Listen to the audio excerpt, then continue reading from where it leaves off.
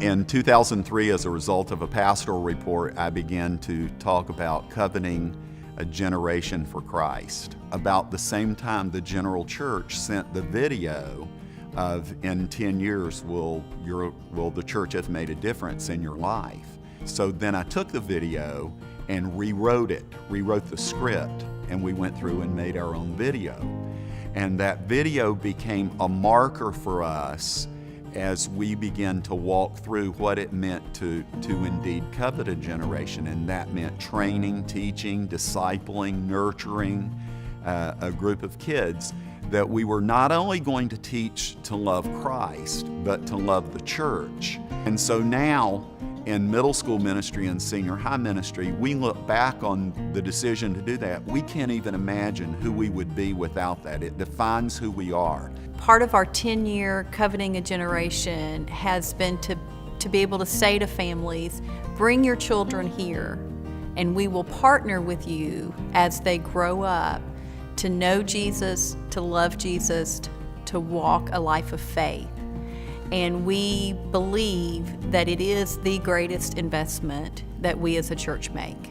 Growing up at Hermitage Church in Nazarene was really the main factor of what shaped who I am today, simply because you can't turn a corner where there isn't somebody who is just waiting to hug you, waiting to love you, waiting to tell you how great you are.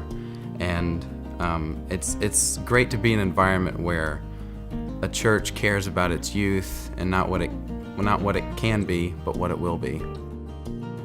When I was around in 8th grade, my parents got a divorce, and it was like my family was shattered, and I didn't have many friends, so I felt very lost and confused. So I came into the youth group early, the high school youth group, and I felt so much more accepted, and I just found where I belonged, and I became very involved in church.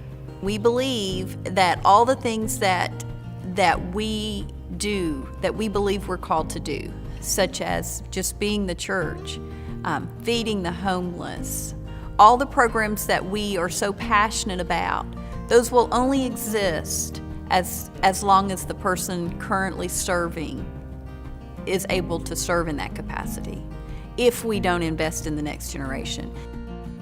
We believe with all of our hearts that these young people will indeed be that and do that for generations and generations and generations. When we talk about passing the torch to the next generation, we laugh because it's wonderful joy. We know that indeed that has taken place. We have had the privilege to watch it take place. The way that the church invested in me gave me a want and a desire to do the same for others. And because they invested in me so much, I felt that it was just the least that I could do to find more people to give back to the church. Church has made a huge difference in my faith. It taught me to trust God, and I have a foundation of my relationship with God, and I can feel like it only can go up from here.